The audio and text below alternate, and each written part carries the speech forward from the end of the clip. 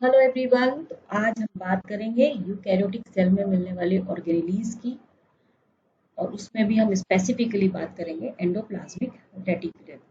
So let's start the video without wasting time. हमारे eukaryotic cell में बहुत सारे छोटे छोटे organelles, membrane bound structures present होते हैं। What are organelles? These are membrane bound structures. हर एक ऑर्गेनेली का अपना एक स्पेसिफिक फंक्शन होता है और उसका अपना एक स्पेसिफिक स्ट्रक्चर भी होता है। मतलब मैं कह सकती हूँ कि स्ट्रक्चर और फंक्शन वाइज हर एक ऑर्गेनेली जो होता है वो यूनिक होता है। ठीक है। और ये यूकैरियोटिक सेल की एक स्पेशलिटी है जो उसे डिफरेंशिएट करती है प्रोकैरियोटिक सेल से। There are number of organelles present in an eukaryotic cell, like यहाँ पर मैंने लिस्ट बनाई है। एंडोप्लाज्मिक रेटिकुलम, जिसको हम ईआर के नाम से भी जानते हैं। गोल्जी एपरेटिस, जिसको हम गोल्जी बॉडी भी कहते हैं। ठीक है। लाइसोसोम है and ribosome, then mitochondria, plastids, बहुत सारे प्लास्टिड होते हैं जिसमें क्लोरोप्लास्ट भी एक है, प्लांट सेल में मिलता है, इसको भी डिस्कस करेंगे। देन साइटोस्केलेटन स्ट्रक्चर्स हैं जो सेल के स्ट्रक्चर में सपोर्ट करते हैं। सेंट्रियोल्स हैं, बेसल बॉडीज हैं, वैक्यूल्स हैं डिफरेंट डिफरेंट टाइप की। ठीक है। And nucleus. तो अभी जो हम ऑर्गेनेलीज की बात करेंगे तो प्लाज्मा मेम्ब्रेन और न्यूक्लियस के बीच में जो साइटोसोल है वहां पर जो ऑर्गेनेलीज प्रेजेंट है उनको मैं डिस्कस करूंगी। और आज मैं बात करूंगी एंडोप्लाज्मिक रेटिकुलम की। तो डिस्कस करते हैं about the endoplasmic reticulum. As the name suggest, आप यहाँ पर ध्यान दो, एंडोप्लाज्मिक मतलब एंडोप्लाज्म में मिलने वाली, रेटिकुलम का मतलब होता है नेटवर्क। मैंने बताया है कि हमारा जो साइटोप्लाज्म होता है वो दो पार्ट में डिवाइड होता है, एक्टोप्लाज्म एंड एंडोप्लाज्म। ठीक है। कैसे? अगर ये एक सेल है, ये न्यूक्लियस है, तो पेरीफ्री पे जो मिलेगा ये, दिस इज एक्टोप्लाज्म, और बीच में जो है यहाँ पर, दिस इज एंडोप्लाज्म। ठीक है। तो एंडोप्लाज्मिक रेटिकुलम बेसिकली कहाँ मिल रही है? न्यूक्लियस से लेके, और कभी कभी ये प्लाज्मा मेम्ब्रेन के मतलब पूरे एंडोप्लाज्म में ये एक नेटवर्क स्प्रेड रहता है। That's why the name is endoplasmic reticulum. अगर मेम्ब्रेन के कॉम्पोजिशन की मैं बात करूं, आप एक सेल के मेम्ब्रेन को 100% मान लीजिए, मतलब प्लाज्मा मेम्ब्रेन, ऑर्गेनेलीज की मेम्ब्रेन, न्यूक्लियर मेम्ब्रेन, सब कुछ। ठीक है। तो इसमें इस टोटल 100% का मोर देन 50% मेम्ब्रेन जो होता है सिर्फ और सिर्फ एंडोप्लाज्मिक रेटिकुलम ही होल्ड करता है। इतना ज्यादा कॉम्प्लिकेटेड और बड़ा नेटवर्क होता है ये। क्लियर? यहाँ स्ट्रक्चर आप देखो, ये है न्यूक्लियस। ठीक है। ये है न्यूक्लियस, और इसके साथ ये जो स्ट्रक्चर लगा हुआ है, ये जो मेम्ब्रेनस स्ट्रक्चर आप देख रहे हो, ट्यूब लाइक स्ट्रक्चर ना, जो आपको समझ में आ रहा है, this is endoplasmic reticulum. Clear? Single membrane bound structure है। सिंगल मेम्ब्रेन बाउंड स्ट्रक्चर का मतलब क्या होता है? सिंगल मेम्ब्रेन, या इसको मैं यूनिट मेम्ब्रेन भी कह सकती हूँ, यूनिट मेम्ब्रेन बाउंड स्ट्रक्चर। इसका मतलब है कि contain one lipid bilayer. Bilayer तो होगी लेकिन एक होगी। अगर डबल मेम्ब्रेन बाउंड स्ट्रक्चर होता है तो दो लिपिड बाइलेयर्स होती। ठीक है। अगर कोई भी कंफ्यूजन है तो आप प्लाज्मा मेम्ब्रेन के जो मॉडल्स बताए हैं वो वाला वीडियो मेरा देख सकते हो, वहां पे क्लियर हो जाएगा। तो एंडोप्लाज्मिक रेटिकुलम क्या है? सिंगल मेम्ब्रेन बाउंड स्ट्रक्चर है। कहां पर ये प्रेजेंट होता है? No doubt it is present in all eukaryotic cells. उसका कैरेक्टरिस्टिक है, ये वहां मिलेगा ही मिलेगा। फिर भी कुछ सेल्स ऐसी हैं जहां ये नहीं मिलता है। किसमें? एक्सेप्ट, यूकैरियोटिक सेल्स की बात कर रही हूं, एक्सेप्ट ओवा। ठीक है। इसके अलावा है आपका मैच्योर आरबीसीज, जहां ये नहीं मिलेगा। ठीक है। And embryonic cells, embryonic cells. ठीक है। कहाँ कहाँ ये प्रेजेंट है, ऑल यूकैरियोटिक सेल्स में प्रेजेंट है except ova, embryonic cells and mature RBC. इसके अलावा अगर एब्सेंट की मैं बात करूं, इन ऑल प्रोकैरियोटिक सेल ये एब्सेंट होते हैं। ठीक है, यहां तक क्लियर है? नाउ किसने इसको डिस्कवर किया? 3 साइंटिस्ट के नाम है, एक सीक्वेंस में लिख रही हूं मैं, ठीक है? And the scientist are Claude, wait a minute,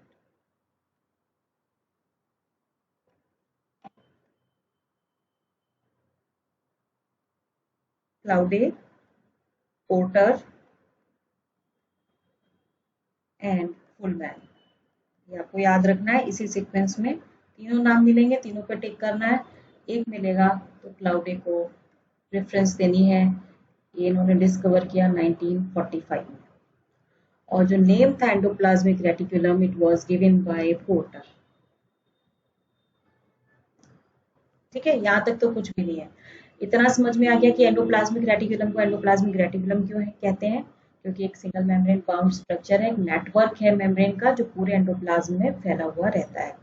अगर इसके ओरिजिन की बात करूं तो मैंने क्या कहा अभी आपसे कि ये न्यूक्लियर की मेम्ब्रेन जो होती है, यहाँ पर आप देखो, ये न्यूक्लियस की जो न्यूक्लियर मेम्ब्रेन है, इसकी आउटर मेम्ब्रेन है, ये इनर मेम्ब्रेन है। तो ये आउटर मेम्ब्रेन से ये ओरिजिनेट हो रहा है, ये देखो यहाँ पे देखो, ये ओरिजिनेट कहाँ से हो रहा है? आउटर मेम्ब्रेन से, न्यूक्लियस की। और ये फैला होता है up to the plasma membrane. किसी किसी सेल में ये प्लाज्मा मेम्ब्रेन तक मिलता है। आपको अगर मेम्ब्रेन के मॉडिफिकेशंस याद हो तो वहां पर एक पोर्स नाम से मैंने स्ट्रक्चर बताया था, जो पोर क्या थे, एंडोप्लाज्मिक रेटिकुलम प्लाज्मा मेम्ब्रेन से जुड़ी हुई थी एक पोर के फॉर्म में और सिक्रीशन बाहर दे रही थी। तो इतना डेंस नेटवर्क हो सकता है एंडोप्लाज्मिक रेटिकुलम का। तो इसका ओरिजिन कहाँ से होगा एग्जैक्टली ये अभी डिस्प्यूटेड है कि ये न्यूक्लियर मेम्ब्रेन से ओरिजिनेट होता है या ये प्लाज्मा मेम्ब्रेन से ओरिजिनेट होता है। तो इसके बारे में कोई फुल प्रूफ एविडेंस अवेलेबल नहीं है, रिसर्च दोनों ही तरफ है। तो यहाँ पर मैं लिख सकती हूँ कि it appears arise from outer membrane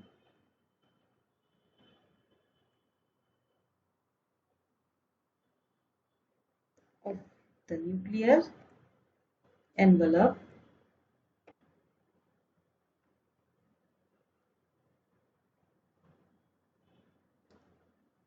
by outfolding।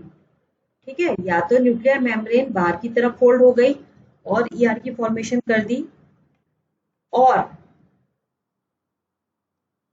दूसरा क्या हो सकता है, from the plasma membrane by infolding, that may also be possible। और तीसरी कंडीशन है from the pre existing ER. अगर सेल डिवाइड हो रही है, ठीक है, तो डॉटर सेल्स में ईआर बनेगी, प्री एग्जिस्टिंग ईआर से फॉर्मेशन हो जाएगी। तो इसके ओरिजिन के बारे में तो आप ये लिख सकते हो। ठीक है, अब इसके स्ट्रक्चर की बात कर लेते हैं। तो इसके स्ट्रक्चरल जो कंपोनेंट्स हैं, बेसिकली स्ट्रक्चरल कंपोनेंट्स 3 हैं। एक तो है आपका इट इज कंपोज्ड ऑफ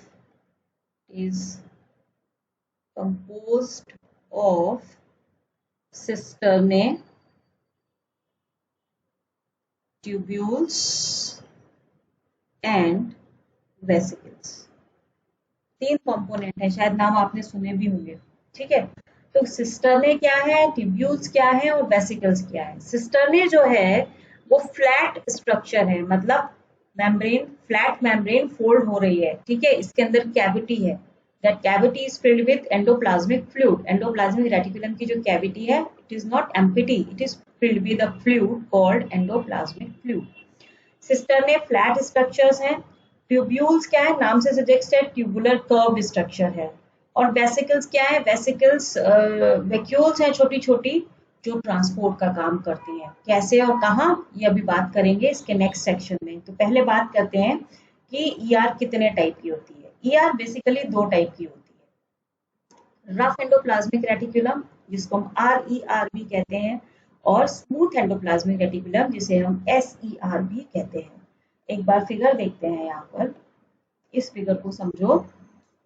यहाँ पर आपको दिख रहा है ईआर, ये जो न्यूक्लियर मेम्ब्रेन से अटैच्ड है, इसको अगर आप देखो, इस पर रेड स्पॉट्स दिख रहे हैं, रेड डॉट्स जो दिख रहे हैं, ये बेसिकली रेड डॉट्स जो हैं वो है राइबोसोम्स, जो कि एंडोप्लाज्मिक रेटिकुलम से अटैच्ड है। ठीक है, एंड बिकॉज ऑफ इनके अटैचमेंट की वजह से ये जो अपियरेंस है इसके मेम्ब्रेन की, वो स्मूथ नहीं होती, ये रफ अपियर होती है, and that's why it is called rough endoplasmic reticulum. इसी के साथ आप यहाँ पर देखो, ये एंडोप्लाज्मिक रेटिकुलम है जो कि सरफेस स्मूथ दिख रही है, क्योंकि यहाँ पर कोई भी राइबोसोम अटैच नहीं है, and because of this it is called smooth endoplasmic reticulum. तो सिंपल सा डिफरेंशिएशन है कि हमारी जो एंडोप्लाज्मिक रेटिकुलम है वो दो टाइप की है, रफ एंडोप्लाज्मिक रेटिकुलम जब राइबोसोम इस पे अटैच्ड होंगे, और जब राइबोसोम इस पे अटैच नहीं होंगे तब हम इसे कहेंगे स्मूथ एंडोप्लाज्मिक रेटिकुलम। ठीक है, बेसिकली एक सेल में दोनों ही मिलते हैं, ज्यादा क्वांटिटी में मिलता है रफ एंडोप्लाज्मिक रेटिकुलम। क्यों मिलता है, ठीक है, इसको बताते हैं क्यों मिलता है। तो rough endoplasmic reticulum attached with many ribosomes on its outer surface, giving it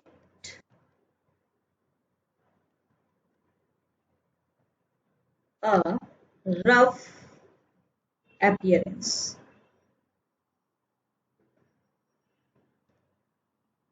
ठीक है, that's why it is called, that's why it is called rough endoplasmic reticulum। मैंने शॉर्ट में लिख दिया है, कंफ्यूज नहीं होना। ठीक है, जबकि स्मूथ एंडोप्लाज्मिक रेटिकुलम क्या है, does not have the ribosomes attached to its outer surface, hence appear smooth, and that's why it is called smooth endoplasmic reticulum। Clear, इतनी चीज तो क्लियर होगी भाई। अब इनके फंक्शन की बात करते हैं। तो फंक्शन की अगर मैं बात करूं, पहले रफ एंडोप्लाज्मिक रेटिकुलम को देख लेते हैं। As the name suggest, it is bound with many ribosomes, और राइबोसोम्स का काम क्या होता है, these are called protein factories. ठीक है, प्रोटीन सिंथेसिस में हेल्प करते हैं। तो रफ एंडोप्लाज्मिक रेटिकुलम इनडायरेक्टली क्या काम करेगी, it involve in protein synthesis. कैसे, मैंने कहा कि सेल को जितने भी प्रोटीन्स चाहिए अपने स्ट्रक्चर के लिए या फंक्शन के लिए या बाहर सिक्रीट करने के लिए, सबकी सब सिंथेसिस कहाँ हो रही है, साइटोसोल में हो रही है। हमारा जो न्यूक्लियस है, न्यूक्लियस आरएनए को बाहर एक्सपोर्ट करता है, आरएनए राइबोसोम से अटैच होता है, और ये राइबोसोम इस आरएनए के साथ जो एंडोप्लाज्मिक रेटिकुलम है, ये कंपोनेंट इस पे लोड हो जाता है और प्रोटीन सिंथेसिस होती है। और प्रोटीन सिंथेसिस में आरएनए तो बाहर ही रहता है, पर जो प्रोटीन सिंथेसाइज हो रही है, उसकी कॉपी जो बन रही है, वो कहाँ जाती है, हमारे ईआर के अंदर। जस्ट इमेजिन कि एक मेम्ब्रेन है जिसमें बहुत सारे पोर्स हैं, छेद हैं, जहां पर राइबोसोम अटैच हो गया है उस कैविटी में, और उस कैविटी में वो प्रोटीन्स को छोड़ता जा रहा है सिंथेसाइज कर करके। ठीक है, तो कहने का मतलब है कि कोई भी प्रोटीन बनेगी हमारी सेल के अंदर, वो सबसे पहले साइटोसोल में उसकी सिंथेसिस स्टार्ट होगी, नो डाउट, लेकिन स्टार्ट होने के बाद फिर वो राइबोसोम ईआर की मेम्ब्रेन पर अटैच होगा, और अब उस प्रोटीन को ईआर की ल्यूमेन या कैविटी में छोड़ देगा। ठीक है, तो सारी की सारी प्रोटीन्स कहाँ आएंगी, ईआर के अंदर। तो इस तरह से ईआर जो होती है वो प्रोटीन सिंथेसिस में इन्वॉल्व होती है। क्लियर, तो मैं यहां पर लिख सकती हूँ कि any protein first enter in ER lumen कहीं पर भी जाने से पहले, before going to anywhere in the cell. ये यूकैरियोट्स की बात हो रही है, प्रोकैरियोट्स की बात नहीं कर रही हूं मैं। ठीक है, तो प्रोटीन सिंथेसाइज हुई और हमारे ईआर रफ एंडोप्लाज्मिक रेटिकुलम के अंदर आ गई। क्यों आ गई? कोई भी प्रोटीन सिंथेसाइज हो रही है तो उसको उसके डेस्टिनेशन तक पहुंचाना भी हमारी सेल का काम है। अब सेल में कौन सा ऑर्गेनेली ये काम करेगा? ये हमारा ईआर जो होता है बेसिकली, ये प्रोटीन की सिंथेसिस में हेल्प करता है। अब ईआर जब प्रोटीन की ल्यूमेन में आ जाती है तो प्रोटीन फोल्ड होती है अपने 2D स्ट्रक्चर में या 3D स्ट्रक्चर में। देखो, कोई भी प्रोटीन स्ट्रेट चेन स्ट्रक्चर में फंक्शनल नहीं होती। उसे फंक्शनल होने के लिए एक पर्टिकुलर कॉन्फ़िगरेशन को एक्वायर करना होता है, कोई पर्टिकुलर शेप एक्वायर करनी होती है, तभी वो फंक्शनल होती है। जैसे कोई प्रोटीन ग्लोबुलर होती है, कोई मतलब थ्रेड लाइक हो सकती है, वॉटेवर कोई भी स्ट्रक्चर हो सकता है। तो ये काम कराता है हमारे ईआर। ईआर का काम है, पहला तो प्रोटीन सिंथेसिस में हेल्प करना, दूसरा काम है प्रोटीन की फोल्डिंग करना। इससे पहले कि प्रोटीन अपने डेस्टिनेशन पर जाए, जाने से पहले उसकी करेक्ट फोल्डिंग होना जरूरी है। वो काम करती है हमारी रफ एंडोप्लाज्मिक रेटिकुलम की ल्यूमेन। Got it? क्लियर? कैसे करती है?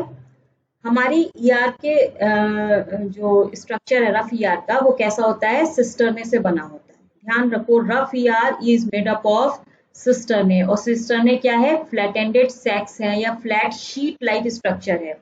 क्यों है ये flat sheet like structure? This flat sheet this flat sheet offer a large surface area for ribosomes to attach। ठीक है, उससे क्या होगा? Making protein synthesis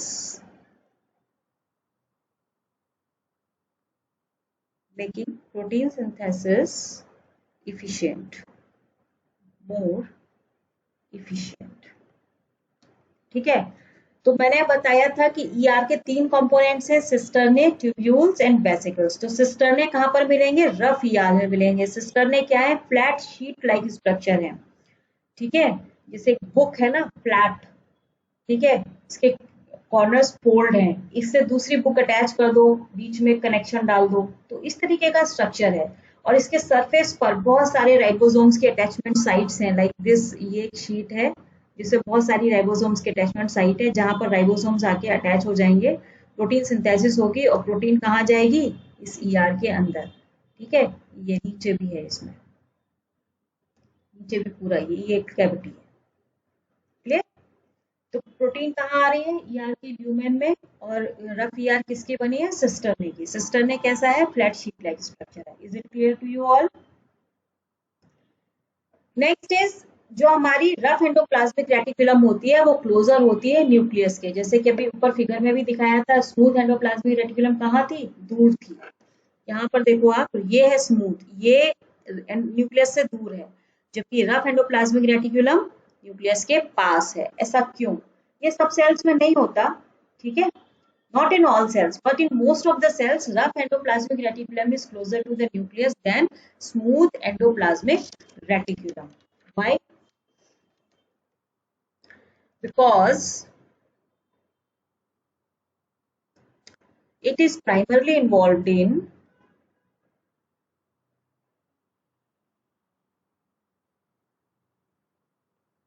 protein synthesis,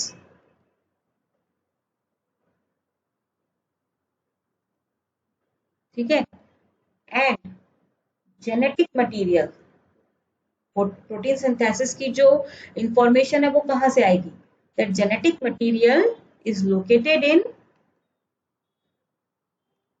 nucleus which gives information about protein synthesis. ठीक है, इसी वजह से रफ एंडोप्लाज्मिक रेटिकुलम न्यूक्लियस के नजदीक होती है। यहाँ पर एक चीज और बता दूं कि राइबोसोम हमेशा रफ एंडोप्लाज्मिक रेटिकुलम से अटैच नहीं होते हैं। जब प्रोटीन सिंथेसिस की जरूरत नहीं होती है, राइबोसोम ईआर से डिटैच हो जाते हैं और साइटोसोल में पड़े रहते हैं। जब डिमांड होती है तब ये ईआर से अटैच हो जाते हैं और प्रोटीन सिंथेसिस में पार्टिसिपेट करते हैं। तो मैं कह सकती हूँ कि हमारी जो रफ एंडोप्लाज्मिक रेटिकुलम है वो रफ और स्मूथ के बीच में ट्रांजिट होती रहती है। ठीक है, डिपेंडिंग अपॉन द कंडीशन और demand of the cell. Clear? अब बात कर लेते हैं स्मूथ एंडोप्लाज्मिक रेटिकुलम की। Smooth endoplasmic reticulum, as the name suggest, यहाँ पर राइबोसोम्स नहीं है, तो इसका क्या फंक्शन होगा? ऑब्वियसली ये प्रोटीन सिंथेसिस तो नहीं करेगी।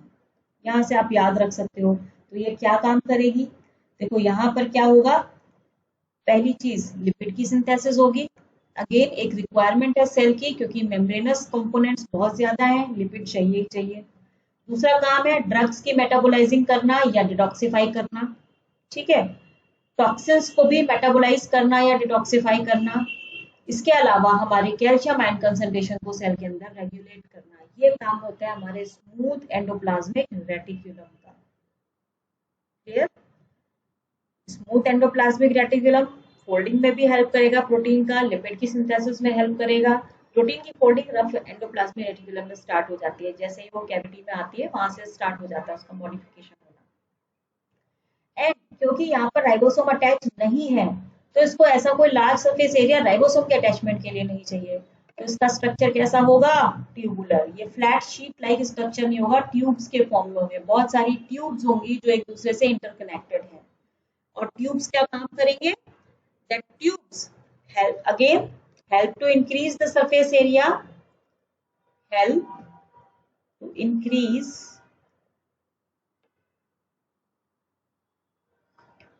surface area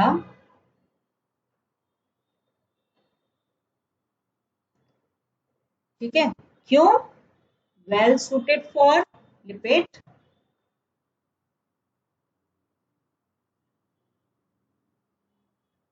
synthesis and detoxification। ठीक है, तो ट्यूब्यूल्स का जो सरफेस एरिया है वो इस फंक्शन को परफॉर्म करेगा। तो now it is crystal clear कि रफ एंडोप्लाज्मिक रेटिकुलम फ्लैट है, स्मूथ एंडोप्लाज्मिक रेटिकुलम ट्यूबुलर है। फ्लैट शीट को हम सिस्टर्ने कहते हैं, वहां पर राइबोसोम्स अटैचमेंट साइट होती है। ट्यूब्यूल्स ट्यूबुलर स्ट्रक्चर है जो कि अदर फंक्शंस परफॉर्म करते हैं except the protein synthesis. Again smooth endoplasmic reticulum nucleus से फार अपार्ट होती है, दूर होती है। एक्सेप्ट, एक एक्सेप्शन है जिसे आपको याद रखना है, it is closer to the nucleus in liver cells और hepatocytes. Hepatocytes are the liver cells. क्यों? क्योंकि liver cells are involved in as liver cells are involved in detoxifying lipophilic drugs। तो उस केस में ये हमें न्यूक्लियस के नजदीक मिलती है। ठीक है, तो सिस्टर्ने समझ आ गया, ट्यूब्यूल समझ आ गया। Now the next component is vesicles. Vesicles क्या है? अब वेसिकल्स जो होती हैं ये ट्रांसपोर्ट का काम करती हैं। भाई प्रोटीन आ गया ईआर ट्यूबन के अंदर, लिपिड की सिंथेसिस हो गई। अगर लिपिड है या प्रोटीन है या व्हाटएवर जो भी सिंथेसाइज हुआ है अंदर, इसको आगे लेके भी तो जाना है, इसको डेस्टिनेशन तक पहुंचाना भी तो है। तो वो काम कौन करेगा? वेसिकल्स। तो वेसिकल्स के लिए मैं लिख सकती हूँ vesicles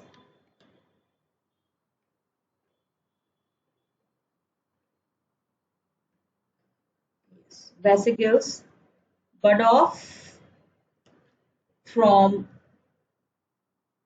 SER, smooth endoplasmic reticulum, near the Golgi apparatus, जहां पर गोल्जी एपरेटस पास में होगा वहां पर से स्मूथ एंडोप्लाज्मिक रेटिकुलम से वेसिकल्स बड ऑफ होंगी, सेंडिंग कार्गोस। कार्गो मीन्स जो भी इसका मटेरियल है, लिपिड्स है, प्रोटीन्स हैं, उसको डेस्टिनेशन तक पहुंचाने का काम। यानी कि इट इज क्लियर कि एंडोप्लाज्मिक रेटिकुलम से सारा निकल करके सारा मटेरियल कहाँ जाएगा, गोल्जी के पास। ठीक है, तो हमारा नेक्स्ट स्ट्रक्चर क्या होने वाला है, Golgi apparatus.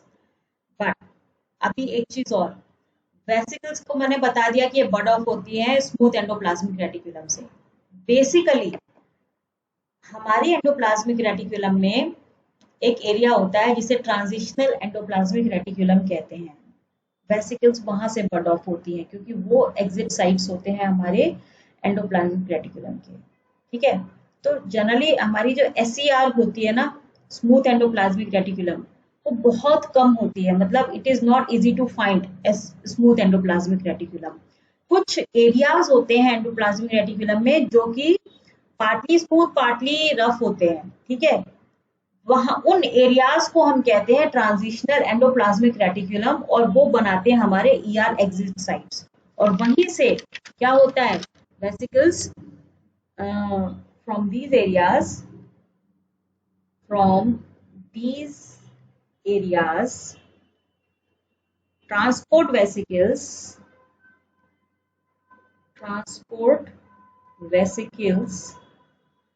that contain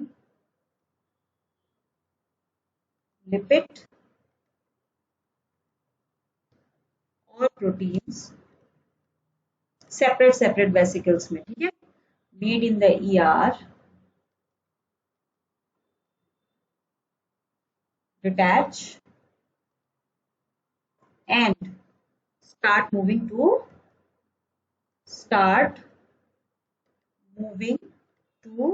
the Golgi apparatus।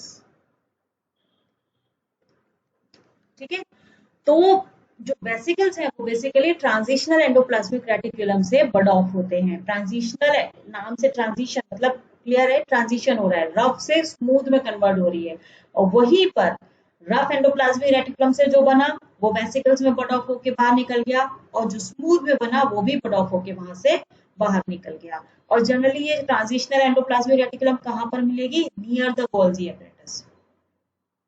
ठीक है, ताकि बड ऑफ होके वो गोल्जी की तरफ मूव कर सके।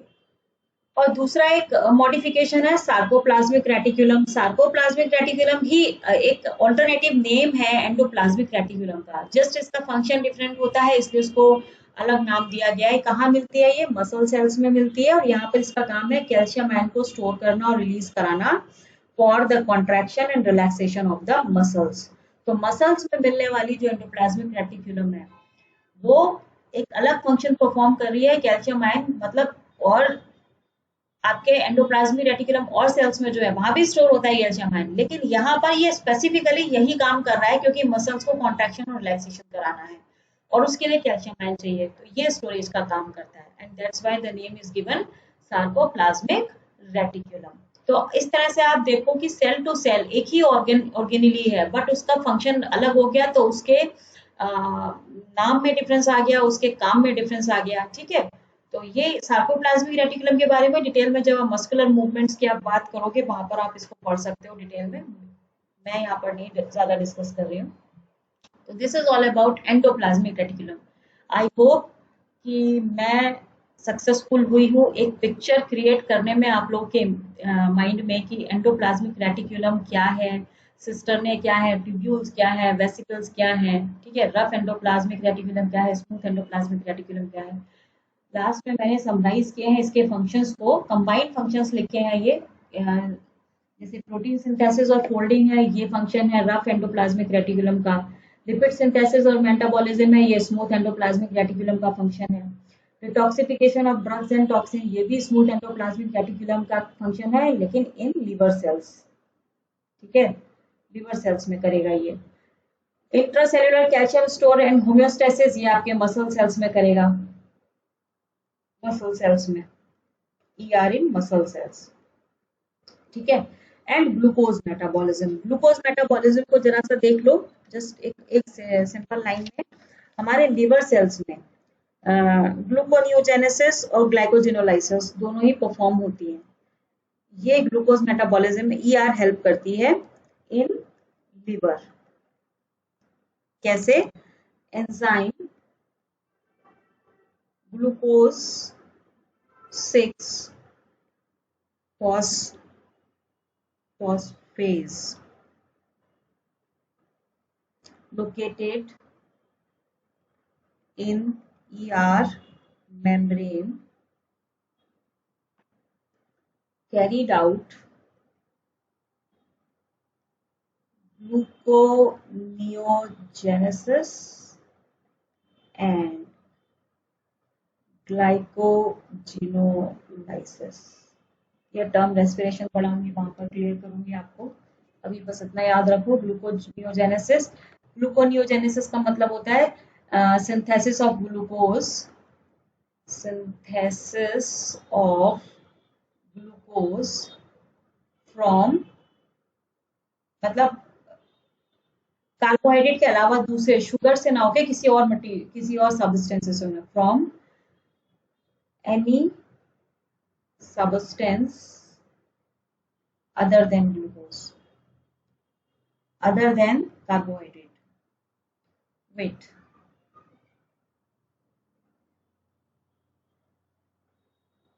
from glycogen होगा, synthesis of glucose from glycogen.